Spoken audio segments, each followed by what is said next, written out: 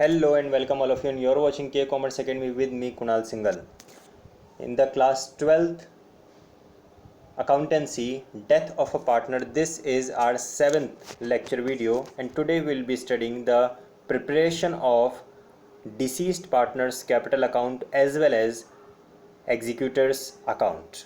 Let us start with, before starting the solution, you must remember these are the 7 adjustments that are required to be made at the time of death of a partner. जब भी death of a partner का question मिलता है तो fix 7 adjustments ये हमें करने होते हैं, जो सभी एडजस्टमेंट्स हम ऑलरेडी अपने पिछले वीडियोस में डिस्कस कर चुके हैं. अगर आपको कोई कन्फ्यूजन, कोई डाउट किसी पॉइंट से रिलेटेड है तो डिस्क्रिप्शन में उनके लिंक गिवन है, आप उन्हें देख सकते हैं.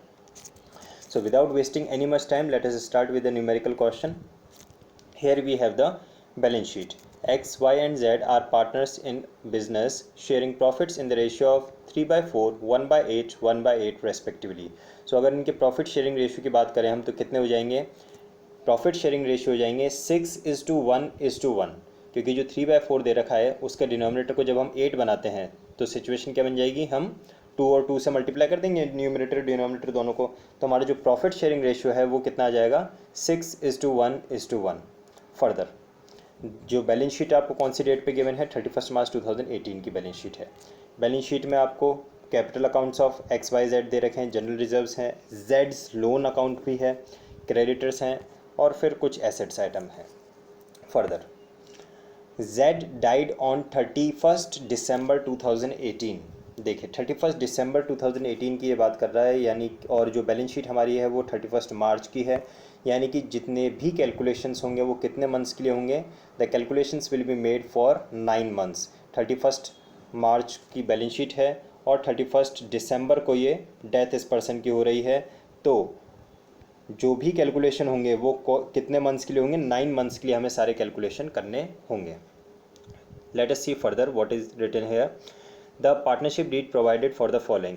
The deceased partner will be entitled to his share of profit up to the date of death, calculated on the basis of previous year's profit.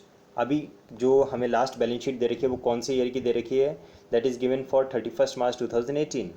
और जो हमें 9 मंथ्स का प्रॉफिट कैलकुलेट करना है, जेड का share of profit for 9 months that will be calculated on last years profit, that is 17-18 का जो भी प्रॉफिट होगा उसके बेसिस पे कैलकुलेट किया जाएगा. Second point, he will be entitled to his share of goodwill of the firm calculated on the basis of 3 years purchase of the average profit of last 4 years. Goodwill के calculation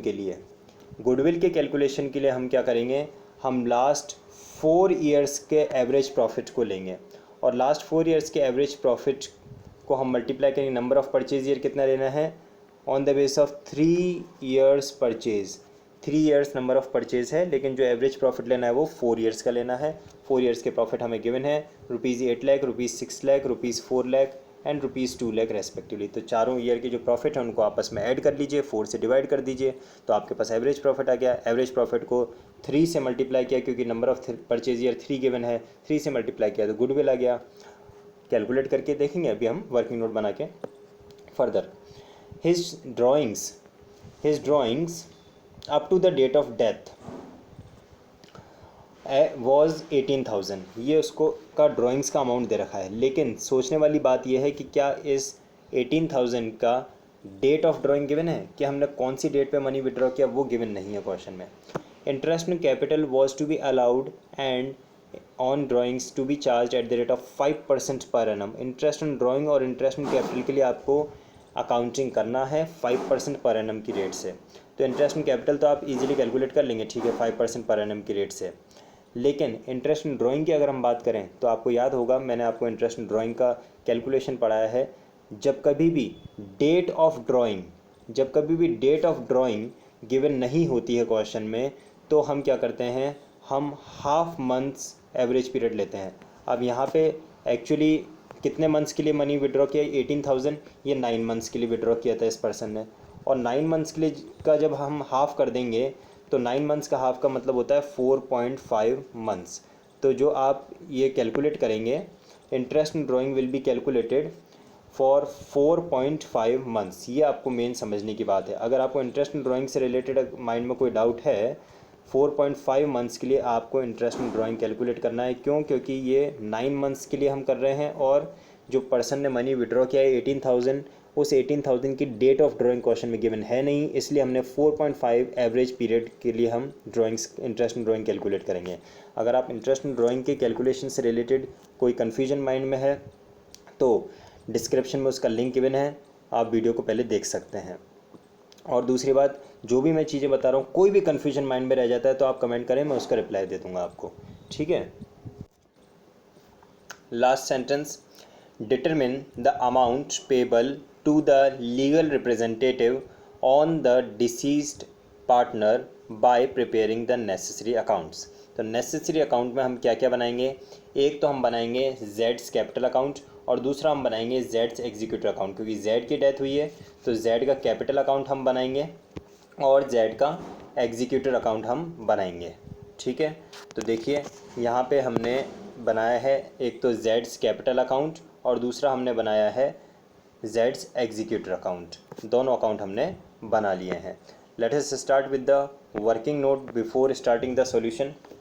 पहला point क्या लिखा है? The deceased partner will be entitled to his share of profit up to the date of death calculated on the base of previous years profit. बताइए आप मुझे, previous year का profit कितना आपको नज़र आ रहा है? देखिए 2018 का प्रीवियस ईयर का प्रॉफिट हमें गिवन है 2 लाख का, और इसी 2 लाख की प्रॉफिट के बेसिस पे हम करंट ईयर के 9 मंथ्स का प्रॉफिट कैलकुलेट करेंगे।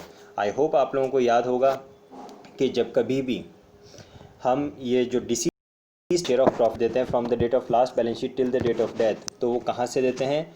Profit and loss suspense account से। इवन कोई भी अप्रोप्रिएशन का आइटम है, interest in capital, interest in drawing, कहाँ से दिया जाएगा? Profit and loss suspense account से। तो यहाँ पे आप सबसे पहला वर्किंग नोट देखें, working note number first in calculation of profit से रिलेटेड ही आपको गिवन है। तो यहाँ पे देखिए working note number first, Jades share of profit previous years profit ₹2 lakh. इसके बाद में कैलकुलेट करने के लिए हमें कितने मंथ्स के लिए कैलकुलेट करना है? 9 मंथ्स के लिए, तो मल्टीप्लाई 9/12 कर दिया।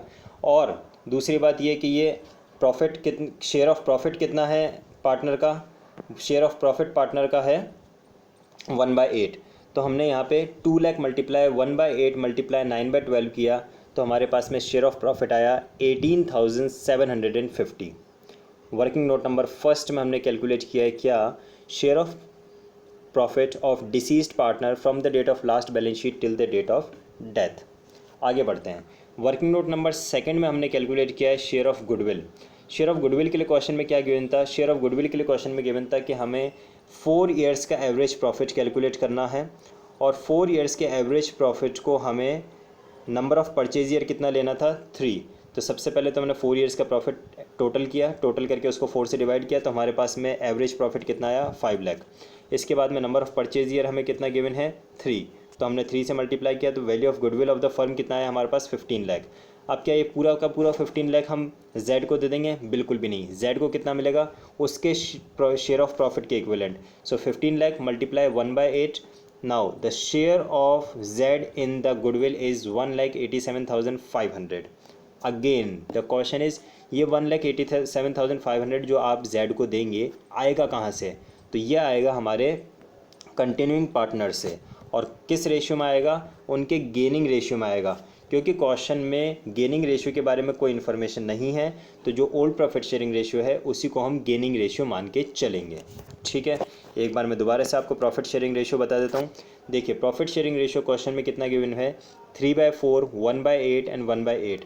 जब इसको हम डिनोमिनेटर्स को इक्वल करते हैं तो 3/4 की जगह क्या हो जाएगा? 6/8। तो उसके अकॉर्डिंगली एक्स और वाई का ओल्ड प्रॉफिट शेयरिंग रेशियो कितना होता है? 6:1। तो वही हमारा गेनिंग रेशियो भी ले लेंगे हम 6:1। तो एक तो हमने कैलकुलेट किया share of profit of deceased partner, दूसरा हमने कैलकुलेट किया share of goodwill of the deceased partner. अब आते हैं हम इंटरेस्ट इन कैपिटल के लिए। तो कैपिटल बिजनेस में पार्टनर का कितना गिवन है? देखिए बैलेंस शीट में जेड का कैपिटल है 2,50,000। आई होप आप लोगों को नज़र आ रहा है, साफ साफ क्लियरली मेंशन है 2,50,000 रुपीज़ का ये यहाँ पे प्रॉफिट गिवन है, सॉरी कैपिटल गिवन है। इस 2,50,000 के ऊपर आप इंटरेस्ट कैलकुलेट करेंगे किस रेट से? क्वेश्चन में गिवन है rate of interest in drawing at the rate of 5% per annum. The rate of interest on drawing as well as interest on capital is given at the rate of 5% per annum. सो हमें इस 2,50,000 का 5% per annum की rate से interest calculate करना है।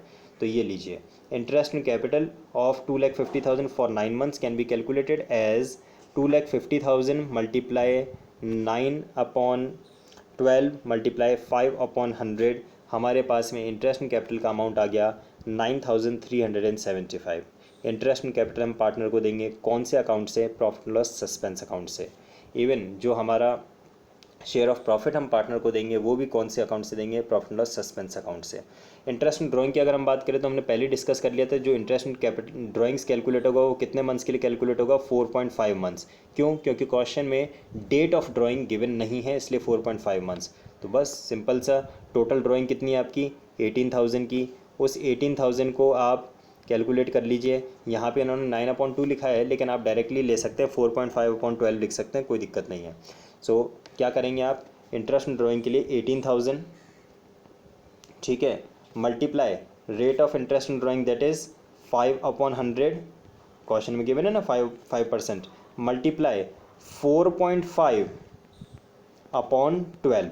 ये आप formula लगा के इंटरेस्ट ड्राइंग कैलकुलेट कर लीजिए। 18,000 मल्टीप्लाई 5/100 मल्टीप्लाई 4.5/12। तो आपके पास में जो इंटरेस्ट ड्राइंग आएगा वो कितना आएगा? ₹338 हमारे पास में इंटरेस्ट ड्राइंग आ जाएगा। कोई भी कन्फ्यूजन है तो आप कमेंट में लिखिए, मैं आपको रिप्लाई कर दूंगा। आगे बढ़ते हैं। अब बात आती है इंटरेस्ट ऑन ड्राइंग या इंटरेस्ट ऑन कैपिटल जो हमने कैलकुलेट किया है उसे हम क्या करेंगे? तो सीधी सी बात है, interest on capital will be debited and interest on drawing should be credited to which account? To profit and loss suspense account being appropriations. तो हमें इतना तो ध्यान ही है कि नॉर्मली ये interest drawing, salary, commission, interest capital, ये सब चीज़ें अप्रोप्रिएशन ऑफ प्रॉफिट, और अप्रोप्रिएशन ऑफ प्रॉफिट की चीज़ों को डेथ ऑफ पार्टनर की सिचुएशन में हम कहाँ से अकाउंटिंग इनका करते हैं? Profit and loss suspense account से। और लास्ट पॉइंट आपको ध्यान में देने वाला है वो क्या है? That is regarding the Jades loan. देखिए बैलेंस शीट में ऑन द लाइबिलिटी साइड आपको एक आइटम गिवन है, किस नाम से? जेड्स लोन के नाम से। जेड का लोन अकाउंट है 50,000 रुपीज़ का, और इसे आपको क्या करना पड़ेगा? सब ठीक है भाई, जब जेड की डेथ हो गई तो ये जेड लोन भी कंटिन्यू नहीं रहेगा, तो लाइबिलिटी साइड पे तो जेड्स कैपिटल अकाउंट के क्रेडिट में आप इसको तो ट्रांसफ़र कर दोगे, पर इस पर इंटरेस्ट भी तो कैलकुलेट करना पड़ेगा। क्वेश्चन में इंटरेस्ट ऑन लोन के बारे में, rate of interest on loan के बारे में कुछ नहीं गिवन है।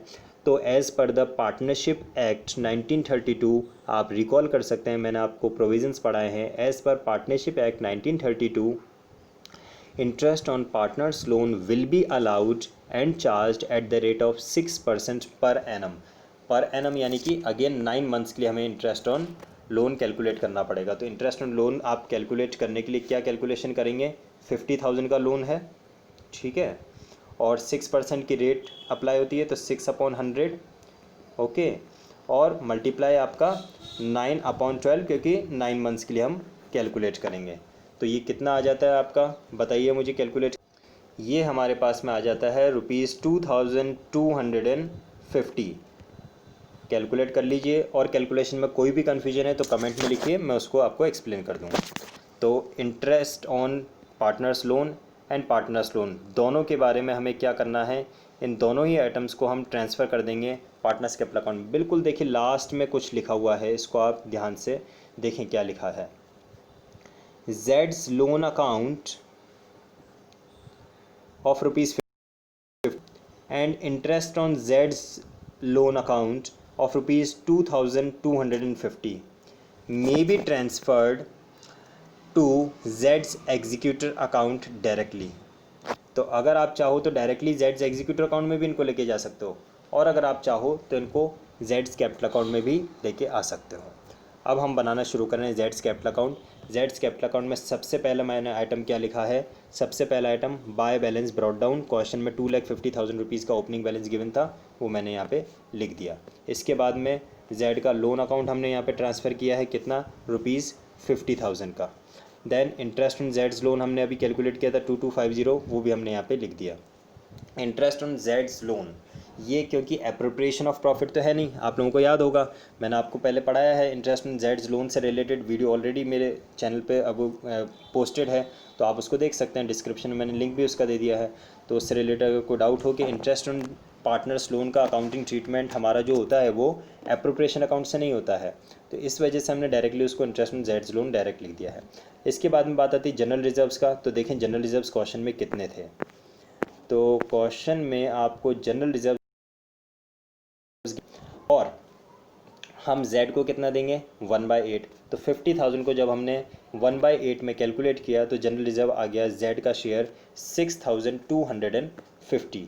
Profit and loss suspense account से हम प्रॉफिट का शेयर देंगे 18,750 हमने कैलकुलेट किया था, तो हमने z को दे दिया वो भी। इसके बाद में देखिए आप गुडविल हमने कैलकुलेट किया था, कितना कैलकुलेट किया है गुडविल हमने। गुडविल के लिए आप देखिए adjustment number working note number second, जिसमें हमने शेयर ऑफ गुडविल कैलकुलेट किया है z का, and z share of goodwill is ₹1,87,500, और इसे हम डिस्ट्रीब्यूट कर देंगे किस रेशियो में, 6:1 के रेशियो में। तो 6:1 के रेशियो में जब आप इसको डिस्ट्रीब्यूट करते हो तो x से कितना लेना है आपको 1,60,714, और y से कितना लेना है 26,786। अगर आपको कैलकुलेशन से रिलेटेड कोई भी कन्फ्यूजन कोई भी डाउट है तो आप कमेंट में लिखें, मैं आपको एक्सप्लेन कर दूंगा। तो हमने ये जो अमाउंट कैलकुलेट की है यहाँ पे इनको गुडविल का ट्रीटमेंट हो गया, z को हमने दे दिया। इसके बाद में जो हमने इंटरेस्ट इन कैपिटल कैलकुलेट किया था उसे भी हमने profit and loss suspense account से दिया है, क्योंकि जितनी भी अप्रोप्रिएशन के आइटम हैं, अप्रोप्रिएशन के आइटम कौन कौन से होंगी, salary, interest in capital, commission to a partner, interest in drawing and share of profit और लॉस, ये सारी जो भी अप्रोप्रिएशन के आइटम्स हैं उसको हम profit and loss suspense account से ही ट्रीट करेंगे। और वर्किंग नोट हमने ऑलरेडी पहले ही बना लिया था इंटरेस्ट इन कैपिटल से रिलेटेड। अब आ जाइए डेबिट साइड पे, सबसे पहला आइटम हमने लिखा ड्राइंग्स 18,000 का, और profit and loss suspense account से इंटरेस्ट इन ड्राइंग भी लिख दिया 338 का। फाइनली ये सारी आइटम्स जो क्रेडिट साइड पे लिखी हैं और जो डेबिट साइड पे लिखी हैं, इन सारी आइटम्स का बैलेंसिंग फिगर जब हमने कैलकुलेट किया तो बैलेंसिंग फिगर आता है हमारे पास में 5,05,787। ठीक है, this is the balancing figure. अब बात ये आती है कि इस बैलेंसिंग फिगर को आप क्या करेंगे, क्या ये बैलेंसिंग फिगर पेमेंट होगा, या फिर इस बैलेंसिंग फिगर हम लोन में ट्रांसफ़र करेंगे, या फिर हम इस बैलेंसिंग फिगर को बैलेंस क्रेडिट डाउन रखेंगे। तो कुछ भी नहीं, क्योंकि यहाँ पे z की डेथ हो चुकी है, तो ये जो भी बैलेंसिंग फिगर आप देख रहे हैं ये बैलेंसिंग फिगर ट्रांसफ़र होगा कहाँ पे, z's एग्जीक्यूटर अकाउंट में। So we have transferred it to z's executor account, और z's एग्जीक्यूटर अकाउंट जब हमने बनाया तो z's एग्जीक्यूटर अकाउंट के क्रेडिट में ये आ गया, डेबिट से जाएगा तो सीधा क्रेडिट में आएगा। बाय z's कैपिटल अकाउंट ₹5,05,787, और z's एग्जीक्यूटर अकाउंट में ज़रूर आप उसको चाहें तो बैलेंस कैरेट डाउन रख सकते हैं। अगर पेमेंट के बारे में कोई इन्फॉर्मेशन नहीं है तो उसको balance carried down executor account में हम रख सकते हैं, लेकिन z कैपिटल अकाउंट में उसे हमें क्लोज करना ही पड़ेगा। तो ये था हमारा z's capital account and z's executor account. कोई भी कन्फ्यूजन है तो आप कमेंट में लिखें, मैं आपको एक्सप्लेन कर दूंगा। जब भी आपको क्वेश्चन मिलता है डेथ ऑफ अ पार्टनर का, these are the 7 fix adjustment that you have to keep in your mind. Now my recommendation is, this is one question, आपको ये क्वेश्चन अपने प्रैक्टिस के पॉइंट ऑफ व्यू से solve करना चाहिए। Again जो मैंने आज एक्सप्लेन किया है, जो मैंने पढ़ा है, बिल्कुल सिमिलर बेसिस का ये क्वेश्चन है, तो इस क्वेश्चन को आप अपने होमवर्क में एज अ प्रैक्टिस पर्पस ज़रूर से करें। यहाँ पे एक आइटम ज़रूर मैं आपको बताना चाहूँगा, देखिए एसेट्स में एक आइटम दे रखा है प्रॉफिट एंड लॉस अकाउंट। तो क्या करेंगे आप इसे पार्टनर्स कैपिटल अकाउंट के डेबिट में डिस्ट्रीब्यूट कर देंगे या राइट ऑफ कर देंगे in the old partner in their old profit sharing ratio. B की डेथ कब हुई है, बी की डेथ 31 मार्च 2009 पे हो गई है। बैलेंस शीट कौन सी डेट पे दे रखी है, बैलेंस शीट 31 दिसंबर पे दे रखी है आपको। तो अगेन जो कैलकुलेशन होगा वो कितने मंथ्स के लिए होगा, सिर्फ और सिर्फ 3 मंथ्स के लिए होगा, लेकिन कैलकुलेशन 3 मंथ्स के लिए शेयर ऑफ प्रॉफिट का होगा। ये जो प्रॉफिट एंड लॉस अकाउंट आपको गिवन है, इस प्रॉफिट एंड लॉस अकाउंट को तो आप डायरेक्टली ट्रांसफ़र कर देंगे बीज कैपिटल अकाउंट के डेबिट में। जैसे कि हम जनरल रिजर्व है, तो जनरल रिजर्व को हम क्या करें, जनरल रिजर्व को हम क्रेडिट साइड पे ट्रांसफ़र करते हैं ना, इसी तरह से हम जो profit and loss account given है एसेट्स में, इसको हम ट्रांसफ़र कर देंगे पार्टनर्स कैपिटल अकाउंट के डेबिट में।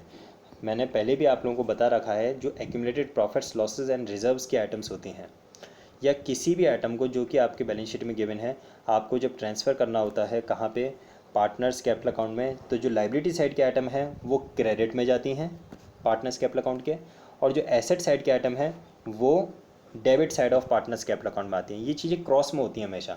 जो भी लाइबिलिटी साइड के आइटम है, जैसे जनरल रिजर्व है तो general reserve partners capital account के क्रेडिट में जाएगा, और प्रॉफिट एंड लॉस अकाउंट है तो ये पार्टनर्स कैपिटल अकाउंट के डेबिट में जाएगा। ये हमेशा चीज़ें क्रॉस में जाती हैं।